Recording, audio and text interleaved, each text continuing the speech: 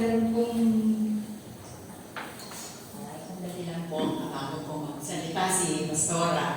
Dahil na pong ayaw ko na po na sana sabihin ito ngayon. Sabi ko, solohin ko na lang, pero hindi ko pumayag ng Panginoon. Kasi kung kayo habang tayo nag-aawitan po, meron ako parang naging vision ko kanina. Ang nakita ko po, parang nakakita po ako, parang bumukas ang heaven. At pagkatapos, liwa-liwanag po niya. Pagkatapos, sabi ko, Lord, ano po ang gamitin mo po ako, Panginoon? Sabi ko, use me, Lord, kasi kadalasan po naman nagtatangs ako, pero hindi pa ako nagtangs. Sabi ko, ano po ang ibig niyong ipahatid? Sabi ko, ano naman isang nagsalita, ang sabi, maghanda kayo. Lagi kayong maging handa. Yun lang po ang sinabi akin. Sabi ko, parang sabi ko, di na lang ang magsasalita, pero hindi pumayag ang Holy Spirit na hindi ko sabihin sa lahat. Dahil para sa lahat po ang mensahe. Salamat po. Amen. Let us pray. Hallelujah. Hallelujah.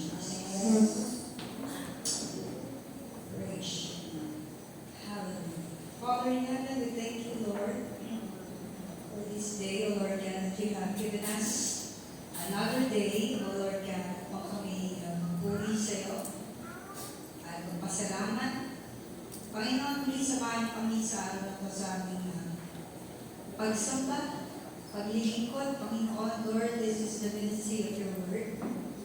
I just pray that this morning, tuloy na aming awit na yun, Panginoon. You open the heavens, that your Holy Spirit be free to work in us, O Lord God. Panginoon, ilalagay ko sa paanan mo, sa ilalim ng iyong paa, Panginoon, na lahat ng mga negative emotion, mga masamang pakiramdam, masamang kaisipan, sa pangalan ni Jesus, Lord, in authority of your name, O Lord God. Ayahin mo ang lugar na ito sa mga bagay na yun, para ibuhos mo ang iyong Espiritu Santo sa iyong mga salita. Gamitin niyo po ako, alisin niyo mga masamang pakiramdam or anything, fear, that we just speak your word, O Lord God, and capture our hearts today, Lord, as we preach. Gamitin niyo lang po, Panginoon. Itawid mo ang iyong nais, Panginoon, ngayong umaga. Panginoon, sa iyong kapangyarihan, hindi po kami nananahan sa aming sariling kakayahan, kundi sa iyo lamang, Panginoon. Gamitin mo, Lord, ang ibang salita ngayong umaga, Lord God, upang kami muli ma-refresh at matuto, Panginoon. Buksan mo ang aming puso, aming kaisipan, upang kami maging karapat dapat na lingkod mo, Panginoon. Purika, this is my prayer, Lord. I thank you in advance. All good things that will come from you today, in the name of Jesus. Amen! Amen! Maganda po mga natin sa lahat.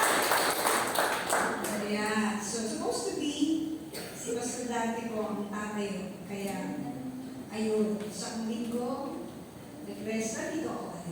Pagtsatsagaan niyo po ako. Amen? Amen! Amen. So, tayo po ay nasa ikalawang series. Sa mga naligasya po ay huli po kami ng series, 52 sermons about soul winning. So we are now today on that topic, all to be a soul winner. Amen po? Amen. So last time, Pastor Edwin talks about the heartbeat of heaven. I hope meron po yung take home every Sunday. Amen? So sana may mga old-fashioned pa rin dito, nagsusulat sa notebook, may dalang Biblia, o kaya nag-note sa kanilang mga cellphones. Amen? Because alam mo na, ang Diyos ko ay lagi may bago. I believe that. The Lord has always new things at the end sa book of Isaiah. Anyway, this month is Bible month. So makita ka, sino pa rin dalang dito ng Bible? Taas nga po kamay. Because we are celebrating Bible month, right? Taas kamay po. Isa, dalawa, tatlo lang ba? Hindi yan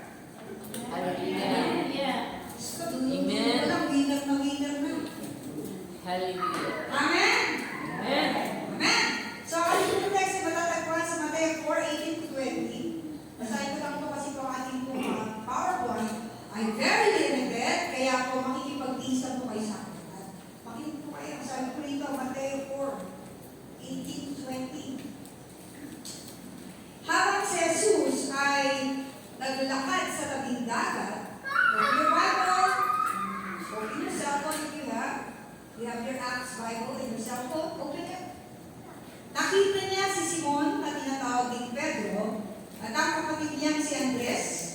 Naguhulog sila noon ng lambat sa dagat. Pagkat sila ay mangingisda. Sinabi niya sa kanila, sumunod kayo sa akin at gagawin ko kayong mamamalakaya ng mga tao. Noon iniwan nila ang kanilang mga lambat at sumunod sa kanya. So, nakita niyo po yan sa inyong mga Bible. Sabi niya in English, this verse 19, sabi niya, come, follow me, I will make you fishers of men. So, meron mo mangingisda dito? Hallelujah. Wala. Ang laki ng trabaho. Pero may trabaho dito mangingisda. Ano po? Mangingisda ng kaluluwa. Meron mo ba dyan? Hallelujah. Hallelujah. Amen? Praise God. Sabi ng Panginoon, hali kayo. Kita niya si Simon, na tinatawag ni Pedro. Diba? Sabi doon, naguhulog sila ng lanta sa batis na senaryo. Because they are fishermen. At sabi niya doon, napagkat sila yung nangingisda, sabi niya, sumunod kayo sa akin at gagawin ko kayo mamalakaya ng mga tao. I'll make you fishers of men. Sino pa ang gusto maging fishers of men? Sino to? Hallelujah. Tapanin ko kayo. Sino pa ang gusto maging fishers of men? Amen. Amen. Sana kung may nagtaas na isang gano'n, may isang cloud na yung sana. Ito nag-aalangan na natin. Hallelujah! Sa provide introduction, wala din dyan. So, makinig na lang kayo. Alam niyo ba na ang Panginoon ay tumatawag sa tao? First, God has called us to salvation. When we were saved, God called us. Call to salvation. Ligtas niya tayo. At tinawag niya tayo para maging Kristiyano. Tama po? Tinawag niya tayo maging churchgoer. Hallelujah. Tinawag niya tayo maging mabuti. Amen. Tinawag niya tayo holy. Praise God. Tinawag niya kayo bumanap sa ministry. Mawit kayo. Tumutugtog. Usher. Pastor. Intercessor. Ano pa ba? Tagalinis. Tinawag tayo. Si Kuya Rafael, tinawag siyang photographer. Praise God. Photo ng photo. Sige. Pero, alam niyo ba, may isang pagtawag ng Panginoon. Sabi niya sa kanila, hali kayo, mangingisda pa na kayo, ha? Tatawagin ko kayo, mangingisda ng tao. Mamamalakaya. Hindi ka naman sabi ko, mamamalakaya. Tagalog na soul winner, taga-amay, taga-hikaya ng mga kaluluwa patungo sa ating Panginoon. Sabi niya, hali kayo. Sabi niya, follow me. I will make you fishers of men. Yeah. Sige. Alam niyo, hindi lang tayo tinawag ng Panginoon para maging faithful. Sino faithful dito? Faithful sa asawa, sa girlfriend, sa kaibigan, faithful sa church. Hindi lang tayo tinawag ng Panginoon para maging faithful husband. Tinawag tayo ng Panginoon. Tinatawag tayo ng Panginoon upang maging fruitful. Sa tinawag. Now, this fruitful that I'm going to tell you today is not actually the fruit of the Holy Spirit, but to be fruitful. Meron po tayo nadadala sa Panginoon. Hindi kami kapatid mo. Nadala po yan sa Panginoon. Praise the Lord. Hi, Alicia.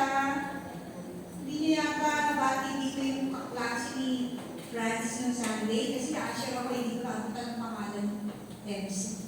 Diba si Francis, nagdala siya ng kaluluwa last Sunday. Asan na yung Franz? May word, Pastora. My word. Okay. So, God did not only call us to be saved, but to go out and fish. Sabi mo? To go out and fish. Who wants to fish? Hallelujah. Men and women outside there in the world.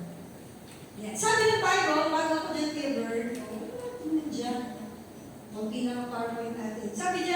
Sabi ng Proverbs 11:30, He who wins soul is wise. Ba't kaya sinabi ng Biblia? Siya na naghihikaya ng kaluluwa ay marunong. Talino. Matalino pa ba? Matalino si Teo. Sabi ng Bible, He who wins soul is wise. Praise God. Sino nag-win ng soul dito? Kasi alam mo, pag nag-win ka ng tao sa Panginoon, hindi mo siya wini-win sa temporal na bagay. Or material. Dinadala mo siya doon sa buhay na walang hanggan. At wala kapantay na pera yun. It's a wise thing that you bring someone to Christ. Amen. Di ba? Sabi niya, kahit anong yaman mo, hindi mo yun madadala sa langit. Pero yung sinira mo ng salita ng Diyos, madadala mo siya sa langit. At paano may mga sarili? Kung kayo nagtatay, ang Diyos, Panginoon. So, what does it mean to become a soul winner? Dahil ang word, wala. Ano ibig sabihin ng magiging soul winner? Number one, sabi nun sa ating Roman number one, commitment to follow Christ.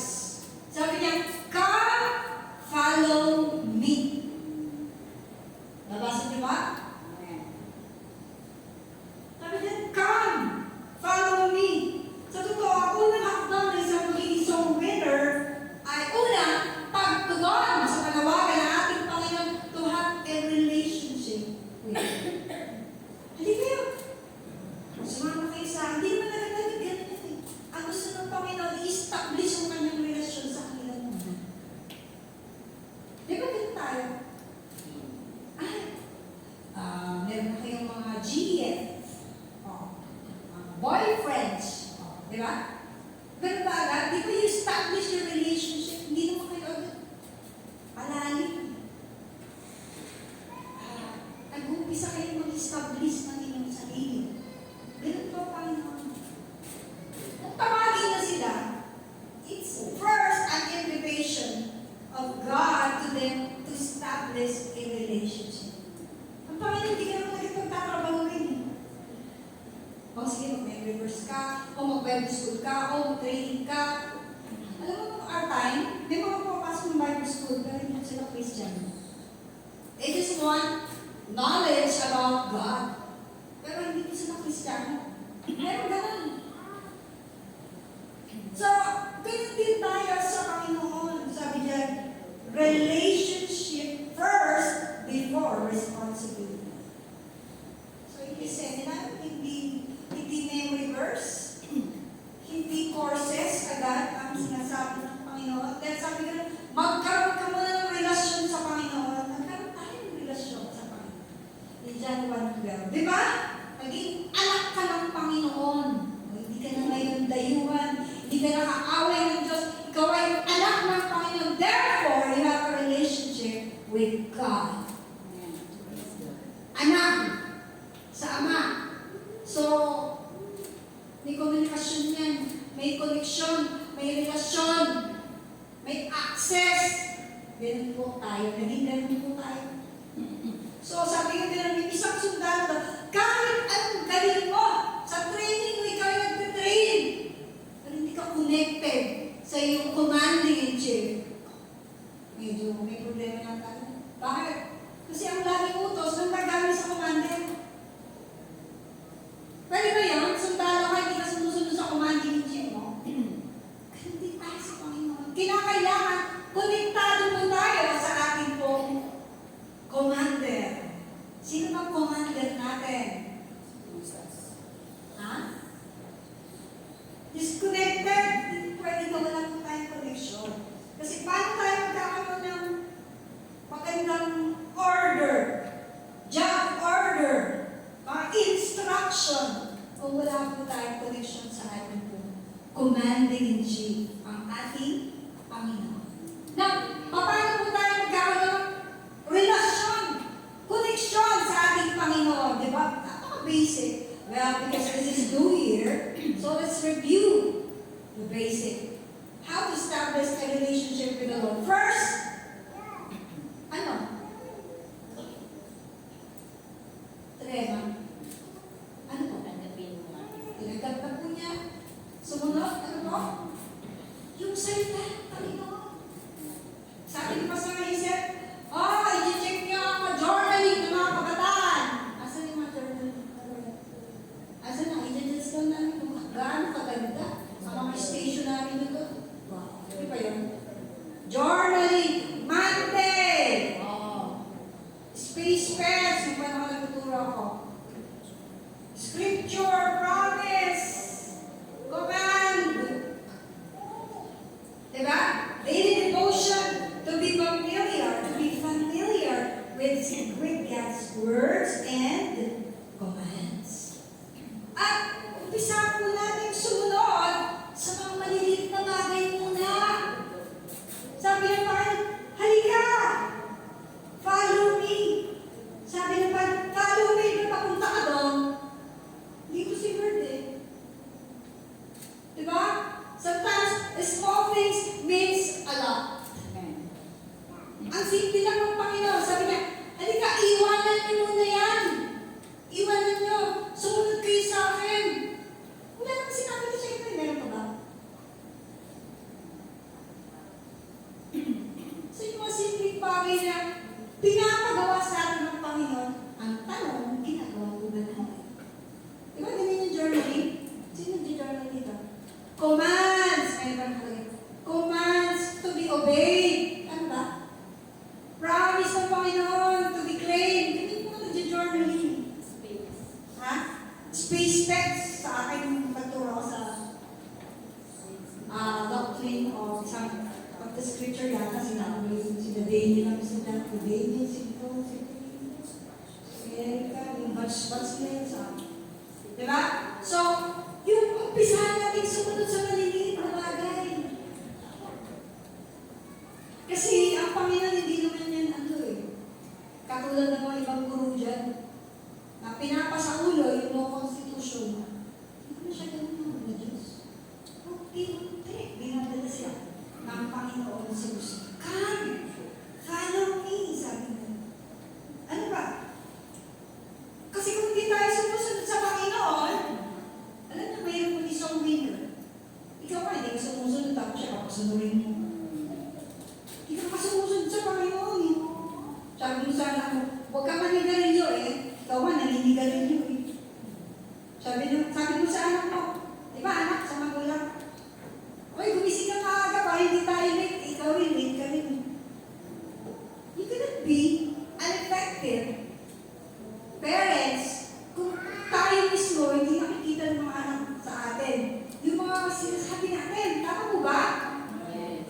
Kasi kung anong ginagawa ng matanda, yun ang ginagawa ng mga bata. Ganun din sa Panginoon. Gusto mo maging effective somewhere, follow Christ. Simple commands. So, kumusta? So, prayer, God's word, obedience is equal to intimate relationship. The word of God, His prayer, and obedience is equal to the our formula, intimate relationship sa atin. Amen? Ganun po ba tayo? So mag-umpisa po tayo ngayon kasi bagong taon. Sarap po yun kahit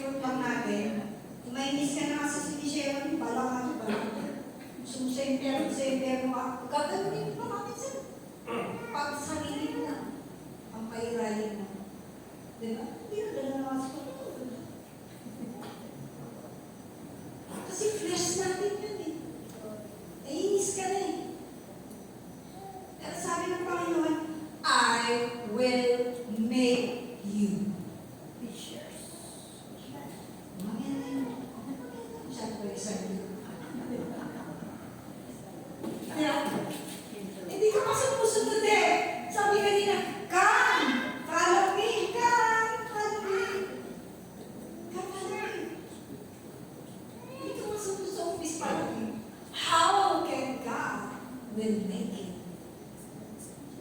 So ang pagbabago ay hindi sa ating sariling effort. Ang shifting natin from a mere believer into a soul winner ay hindi galing sa atin. Yes. Ito ay galing sa Diyos. Sabihin niya sa akin. Sige, may konting taas ng ilay. So yun lang, ako wala akong magagawa. I cannot do it. But sabi ng Bible, I can do all things through Christ who strengthens me. Amen. Diba? Pero may shifting ng mga lagan. From a timid fisherman into a bold apostles. Hallelujah. Amen? Amen. Bakit? Sabi ng Panginoon sa kanila, tali, hintayin niyo to, para tanggapin niyo ang banal na Espiritu. Hallelujah. Acts 1:8, sino nakakabisado? Acts 1:8, Cloud 9. Cloud 9. Ayun yung Cloud 9. Si Pastora na naman nanalo. Kasi si Pastora. Alam na yan eh. Ililipat ko na. Pastor. Ililipat. Ano ba Acts 1:8? Hello, young people! Cedar! And you shall receive power when the Holy Spirit will come upon you, and you shall be my witnesses first to Jerusalem, to Judea, to Samaria, and to the uttermost part of the world. Amen. Amen. Hindi sila basta ng isda. Ayun na. Pinagkalaw na sila ng Panginoon ng kapangyarihan. Ang tanong. Sabi, matanong talaga kami dito. Tinanggap ba natin ang banal na Espiritu? Kailan ka tumanggap sa banal na Espiritu? Napuspos ba kayo? Nabautismon ka ba? Sino nabautismon dito? Store, kailangan niya ka natin baptism of the Holy Spirit dito. Hallelujah. So that we can go in the program of the church this year of soul winning. Because the Holy Spirit will empower us. Amen. You cannot do it on your own. Sabi naman, I will make you. Glory to God. Praise the Lord. So, yan. Parang yung clay, kinuhulma ka niya. Yung pattern, ginagawa ka niyang masterpiece. Kasama din yung mga pag-uumog sa atin ng Panginoon. Diba yung clay, umiikot, oops, yung mga buto-buto, inalis yung pattern. Hindi makinis to. Wala tong patience. Patience is a virtue. Madali mo magdala ng kaluluwa sa Panginoon. Sarili mo nga man ako, minsan hirap ka pa eh. Tatandaan niya. Sabi ng Panginoon, I will make it. It's not me. It is the Lord's job. To empower us, to shape us into His likeness. Hallelujah. So dapat, pag inuhulog ka ng Panginoon, huwag ka nang magre-resist. Oops. Inuhulog tayo ng Panginoon. So, sabi dito, huwag natin hayaan ang takot ang tumigil sa atin. Yung iba, the power is in you. Ito mga kamay niyo. Ang power nasa inyo. Nasa inyong bibig. Nasa inyong paa. Sabi ni Pastor Dante, meron tayo follow-up sa mga drug surrendering.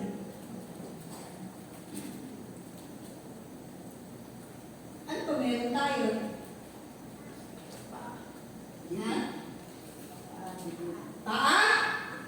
Hindi ka naman pala pila, pwede. Bibig, meron ka, Moses? Just open your mouth. Hindi ko mahanap yung text na yun. Sabi ng mga, pagkaroon na sila, ako magbibigay sa inyo ng salita ang sasabihin niyo. So, hindi kayo dapat matakot, sabi niya. Huwag kayong mamangba, huwag kayong magkailangan. Diba? Kasi, ano yun? Babalik tayo isa na naman. Sabi ka ng commitment to follow Christ. Kasi alam niyo ang Kristiyano, ngayon, lalo ngayon, nagkakatalo tayo sa commitment. How committed are we? Kanina sa mga. How are you committed sa Panginoon? Sige, sa 10 out of 10, anong commitment mo sa Panginoon sa taong ito? O sige, sa nakaraan pala. O sige, tapos na yun eh. Umayot na lang. Anong commitment nyo out of 10 sa 10, pinakamataas? Ano kaya nyo ibigay sa Belen? 8. Si Francis eh. Pagsunod sa Panginoon. 7. Si Ate Becca kayo? 11. 9. Si Nanay Billy kaya? 8 po. Oh, praise the Lord. Baka naman natin. Kasi ano, 5. Nagkakalamit ko yan. Di ba? Hindi na kasalanan ko yun. Hindi na kasalanan. Hallelujah. So, sabi dyan, saan tayo? Pangalawa tayo, di ba? That is changed through Christ's power. May kapangyarihan ka eh. Si Kristo nasa iyo. Kailangan lang, ibuka mo lang yung bibig mo. Kausap mo, kausap mo. Mag-recite ka lang ng memory verse, sabi ng Bible eh. Ang salita ng Diyos ay double blade. May power yan.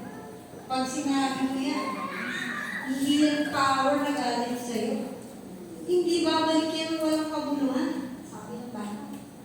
It is double-edged sword na pumapasok saan? Sa kaluluwa, sa kaibuturan, at sa espiritu ng tao. Kaya pag pinakawalan mo na, ay parang mudo po yan. Pag matabang lupa, ang napuntahan yan, maglugod din tayo. Ang problema lang, yung sabi ni Lord kanina, come! Are you willing to follow? Amen? Amen. Hallelujah. Sabi dito, God will equip us. Kasi hindi naman niya tinatawag yung qualified eh. Qualified din mo. Makinis na? Bakit sila? Pati hindi mga abogado. Doktor, hindi nga, ng Panginoon. Hindi ko ba gusto mo yun? Pwede ko, gusto mo, sino doktor eh. Ay! God doesn't call only the qualified. Ano qualification natin? Magaling ako? Siguro. Sabi ko ba? Magaling ka? Well, natapos ako. Magaling ako. Yes, yes. Sabi ng boss mo, you are good. Eh, siguro kaya pag nagsabi niya, sino kaya ang good sa atin niya? Sa harapan ng Panginoon. He doesn't call the equipped. He equips them to be qualified. Hallelujah. Diba? Tanong lang, did you follow Christ? Christ's invitation? Kung sabihin niya, come, follow me. Alam niyo, hindi talaga tayo makakasolve kapag hindi tayo sumusunod sa Panginoon. Marami kayong Kristiyano, Savior lang nila si Lord. Hindi naman talaga, Lord. Kasi kung sinabing Lord, susunod sa buhay natin. Amen? Marami ngayon, Savior nila si Lord, pero hindi talaga Lord. At kapag Lord mo yan, siya ang masusunod, hindi ikaw. Hindi ako.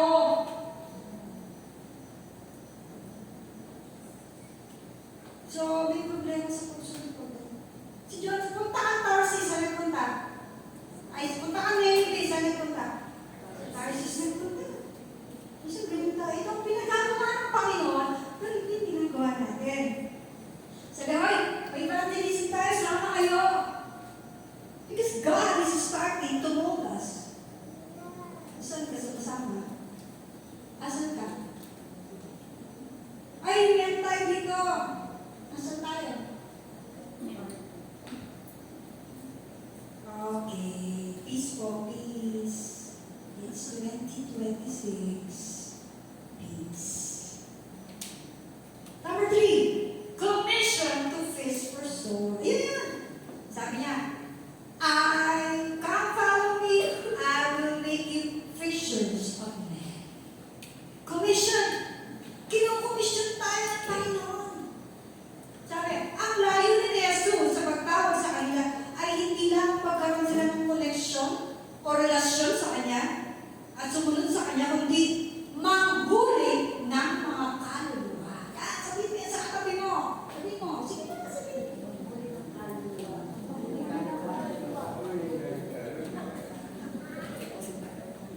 Hallelujah. Kasi pastor, manghuli ng mga kaluluwa. Ano gusto ng Panginoon sa atin? Sabi nito, hindi po yan ideya lang, or suwisyon, or options. Ito, wala kasi tayong magawa eh. Bakit? Maganda eh. Kaysa wala kang ginagawa. Ito po ay actual na misyon nila ng mga Kristiyano, ng mga taong sumusunod kay Kristo. Kaya tinawag siya Kristiyano. Kasi ang sinusunod niya, si Kristo. Tama po ba? Pag Noranian kayo, sinusunod niyo si Nora. Eh kaso, sumalangit na nga kanyang kaluluwa na eh. So wala na yung sinusunod ninyo. Pero si Kristo, hindi po siya namamatay. Siya po'y buhay. Amen? Sino po ang ating sinusundan? Talaga po, sinabi niyo po yan, ha? Amen. Amen! Hallelujah!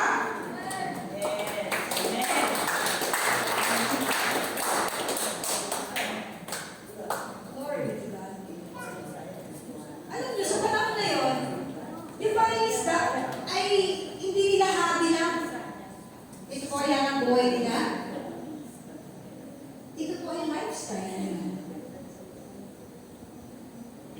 Hindi lang sila, ang ito may yaman, oops, pumunta naman kayo sa Manila, baby. Oops, may tilapia. Oops, manabang isda. Hindi nila happy. It's their job, it's their life, it is their lifestyle. Kaya, gayon din ang itinatawag ng Panginoon sa ating lahat sa araw na ito, that evangelism and soul winning must be our lifestyle. Sino kaya mag-aagi sa akin dito? Nag-agree mo ba kayo? Amen. Hindi pa sister yung agree lagi. Sa akin, nabigyan ko ba? Pero paano? Nabigyan natin ba sila? Okay. Amen. Kaya vlog ka malagi. Yes, Lord. Yes, Lord. Masama kayo sa Pampanga. Sabi ko si Rema, lakad na lang tayo. Wala yung bicycle. Kain na lang natin ng merienda ng bicycle. Sige po. Tumigil na sa Pampanga. Yan. Hindi na nakalakad sa mga bilis. Dali ko yung ako dito. Balik ko ito sa Pampanga eh. Para lumakas pastora. Kung alam mo muna yan, sabi sa akin sa Cubao na kami. Pastor, may iwanan dito. Bakit kita iiwanan? Hindi ako makakauwi. Marunong nga. Pagdating sa dula, iniiwanan na ako sa susunod. Ako na nasumatay sa akin. Marunong eh. Praise God sa Holy Spirit. Willing palagi sa tayo magbangga. Umuwi yan sa akin.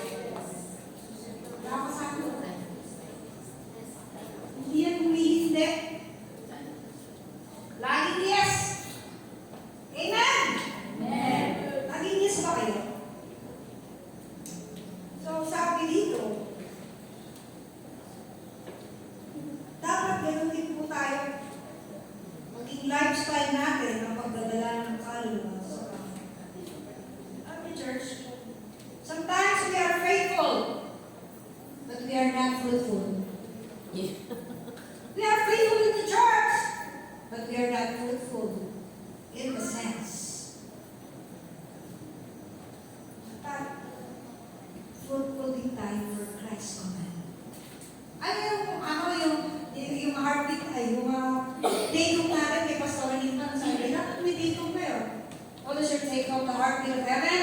Number one, ano yun? Sagot mo kayo. Ano yun? Pabawin kay club na yun yan. Ang heartbeat of heaven, ano ang heartbeat ng Panginoon? Una, ay pagmalasakit sa kaluluwa. Pangalawa, nagdiriwang sa mga nagsisisi. Pangatlo, paghayok ng mga mananampalataya. Pag wala kayong tatlo na yun, hindi kayo suli. Wala kayong awa. Number one pala, wala kang awa eh. Meron kang maawa sa tao. Pangalawa, natutuwa ka kapag may nagsisisi. Saan ba tayo natutuwa? Anong kinakatuwa natin?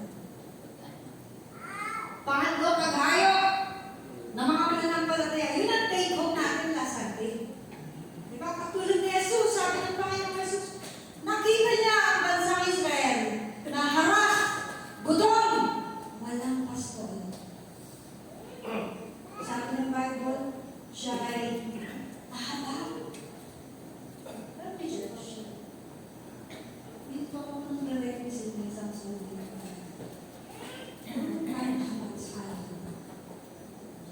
Ay, kung narinig niya sa Christ, Lord, sila ay nagmamarcha. Saan? Patungo saan? Sa heaven daw. Dapat sa heaven ang marcha nila eh. Hindi. Isa lang, tumayo ako sa EDSA sa may overpass, pumunta ako ng pagkakas. Tumayo lang ako. Tingnan ko yung mga tao. May papunta doon, may papunta doon. Busy. Hanggang alas 12 ng gabi, ganun ko. Saan ko yung papunta yung mga doon? Okay lang kung sa langit. Hindi sa langit. People outside Christ is marching to hell. Church, the people outside Christ in their lives is marching to hell. Ano muli ang ating vision? Bring Christ to the family. Attention! To the community! Yan! Saan tayo? Isa. Sabi ni Jesus, magiging witness ko kayo first to my Jerusalem, my family. Judea, my community relatives.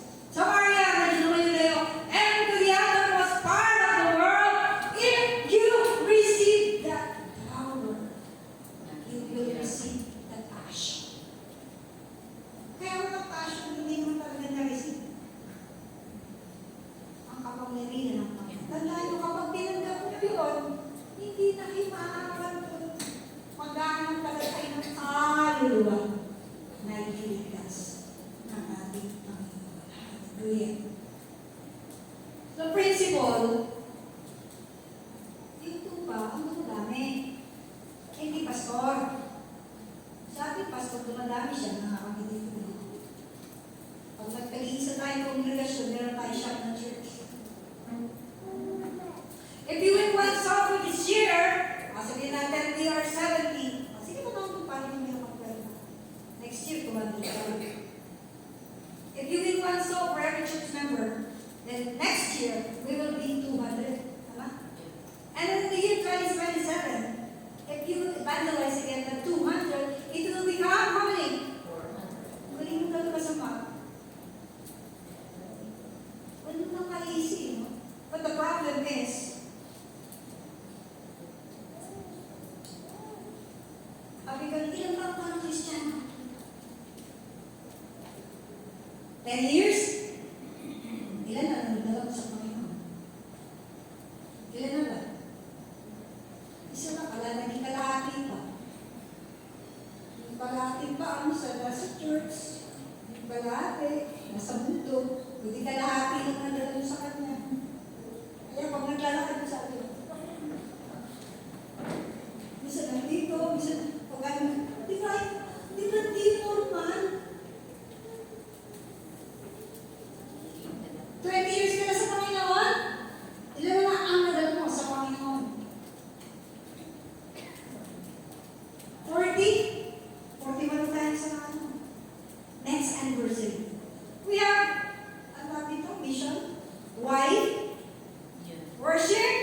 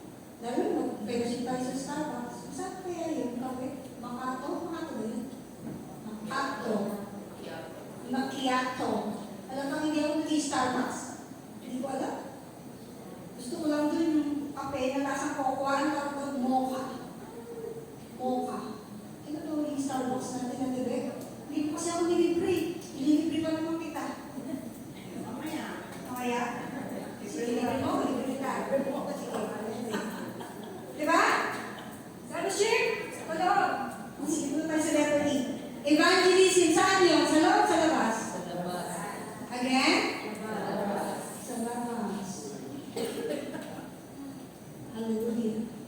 Love the church, we are so faithful. Puro tayo sa loob eh. Panloob tayo, hindi tayo panlabas. Hallelujah. Tinawag tayo ng Diyos for my inclusion. Hindi para lang maligtas. Kundi para magligtas din ng iba. Amen. Amen. Bakit? Saka, sinasabi natin dito, hindi naman para bigyan tayo ng guilt eh. But to have a reality check. Reality check. Diba? So kung minsan meron tayong problema sa pagsunod sa ating Panginoon. Gusto lang natin yung madadali. Yung komportable. Hindi naman talaga komportable eh. Ito aking ginagay ng stadiyan na ito, parang bangag. Parang misapi. Hindi mababago. Mga bata, ayusin yun. Hindi naman talaga komportable. Ako, naligil na akong drive eh. Pangtaas lang ng mga bata, wala sa baba. God loves them. Mahal sila ng Panginoon eh. Sino bababa si Kristo? Para magpili? Hindi. It's the church. Hallelujah. Sabi niya, come, follow me. I will make you fishers of men. Sino nakakaalam ng Mark 16:15? Dalawang crowd na yun po, hindi ko yun. Pagkabisabi niya. What is Mark 16:15? Just the same. Ha? Sabi niya, Jesus said to them, go into all the world and preach the gospel to all creation. Ang sabi niya, go! Hindi sit down and sit. Kasi yung sit down and sit, para yan sa fellowship, instruction, yan, sa tayo. Pero sinabi niya pa yung sa evangelism and mission, go into all the world and preach the gospel to all creation. Sabi nga niya sa Genesis, sige, magpakarami kayo. Kasi konti pa lang sa'yo. Ganun din na yung sinasabi rin ng Panginoon sa iglesia. Paano tumadami ang usual na mga members sa church? Nag-asawa, nagkaanak, nagkaapo. Yun, kaya hindi talaga yung hindi nila. Siguro, itong taon na problema. Amen? Hallelujah! So, sabi nito, tinawag niya tayo, binago, in-equip, hindi lang ito para sa ating sarili. Ha?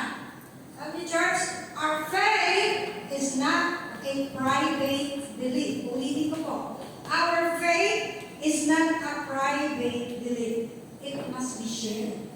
Sabi mo sa kapatid mo yan, your faith is not a private belief. It should be shared. Para kang isang doktor, kapag ikaw isang mananampalataya, para kang isang doktor, nakita mo ang gamot sa cancer, pero hindi mo sinasabi. Turo ko, alam ko gamot sa cancer. Sabi ni Pastor Abraham, ano ba gawin ko? Hindi ba mahagi ko pa ako kung sila sa cancer? Yes. Nasa iyo ang gamot! Wala sa mercury drug. Nasa iyo ang gamot sa mundo ito. Sino ang ating Panginoon? Hallelujah! Bring Christ. Bring Christ to the family. And beyond. Hallelujah. Sabi ito, ang pagiging soul winner ay hindi isang extra ministry. Ito ang main ministry ng church. Yes. Right. Hallelujah. Sabi ito sa oras nito, wala pa tayo. Faithful lang tayo sa loob. Hindi po masakayan. Sakit pakinggan mo, sabi mo sa preacher, we are faithful, but we are fruitless. Gifts are impressive. Ang galing mo tumutog, ang galing mo, ang galing mo, ang galing mo pasok, ang galing mo lahat, ang galing mo lahat. But truth reveals the truth. Yes. Hallelujah. Bakit? Bakit hindi siya extra ministry? It is the main ministry. Luke 19:10. O sige, hindi nyo na lahat kung ano. Hindi nyo na lahat. Pag nasagot nyo. Luke 19:10. What is Luke 19:10? Jesus came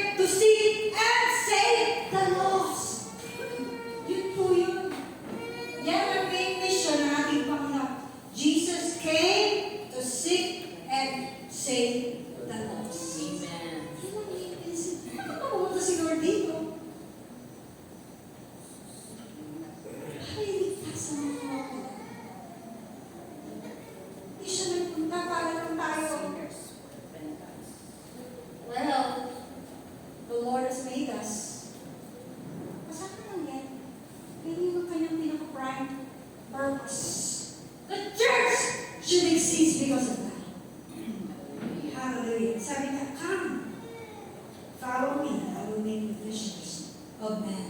Evaluate our heart. Talaga kung sumusunod tayo sa Panginoon. Ask God for a change of heart. Ask God to shape you into a soul winner. Sakit sabihin mo, I'm faithful, but I am fruitless. I'm very faithful. Hindi ko masama kung sinasabing masama kayo. Pero ang tanong, ilan nadadala natin sa Panginoon? So, sabi dito for call of action, mag-pray daw po tayo ng tatlo na hindi natin kilala o kilala natin. And then share your testimony sa kanila. Ano ba si Lord sa buhay mo? Anong ginagawa ni Lord sa buhay mo? Ayaw mo, guys, go! Taste and see that the Lord is good. Siya, mararanasan ba niya yung goodness ni Lord? Kung hindi ba bahagi si Lord sa kanila? So share your testimony to someone. Invite one in the church is our goal this year. Diba? You are called not just to sit down and enjoy God's goodness, but to stand in the gap for one more soul for Jesus. Hallelujah. Purihin ko sa Panginoon. Tumayo po tayo lahat. And finish. Yan. Sabi diyan, tinawag tayo ni Kristo. Sumunod tayo sa kanya ng buong puso. Magbago tayo sa pamamagitan ng kanyang kapangyarihan. Wala kang kapangyarihan. Hindi ko kaya. Pero sabi niya, maghuli tayo. May dalawin po tayo sa Panginoon. Alam po, the Lord is going to teach us so many things this year. Kaya sa aras. Magpasya tayo sa sumunod tayo sa Panginoon. Eh, ang panawagin niya, come, follow me. I will make you fishers. Hallelujah. Lord, maraming salamat sa iyo sa umaga na ito. Pagpalayan po ang mga salita namin narinig. Naging pagpapala kami. Shape us, Lord. Tubugin mo kami, Panginoon. Bigyan mo kami ng puso katulad mo. Ang marunong maawa. Mahabag sa mga wala kang sa mga tao wala kang pagkakilala sa iyo, Panginoon. Lord, I pray for our church. You know, our hearts, mga leader, Panginoon, nagbigay ng kanilang servisyo sa iyo, Panginoon. Pagpalayan niyo, Panginoon Diyos, ang aming paglilingkod, na hindi mo lamang kami, Panginoon, matagpuan na matapat na gumagano sa mga ministeryo. Kundi, Lord, gamitin mo rin kami, Panginoon, para sa iba, para sa ikaliligtas, aming pamilya, mga anak, kaibigan, mga kapitbahay. Lord, have mercy on us. Open the heavens wide and pour out your Holy Spirit, Lord, in our hearts today, Lord. Shape us according to what you want. Ang nice mo, usap ka.